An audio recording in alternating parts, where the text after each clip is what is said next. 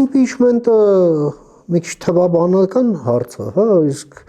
թվաբանությունն էլ հայտնի է, դա ավելի շատ թզբեղ քաշել է հիշեցնում պարապությունից, դե թող զբաղվեն, դա միայն զվարճալի է եւ ոչ ավելի,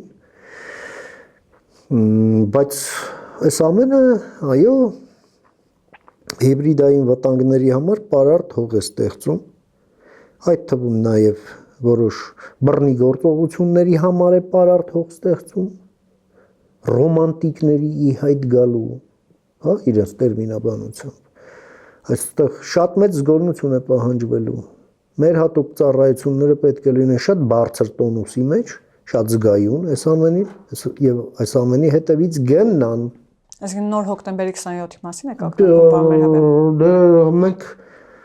պաշտոնական հաղորդագրություններից տեղեկանում ենք, որ Հայաստանում կանխարգելվել է 3 տերորիստական ցանցի գործունեություն կամ խմբի։ Մանավանդս վերջինը։ Եվ դրա հիման վրա կան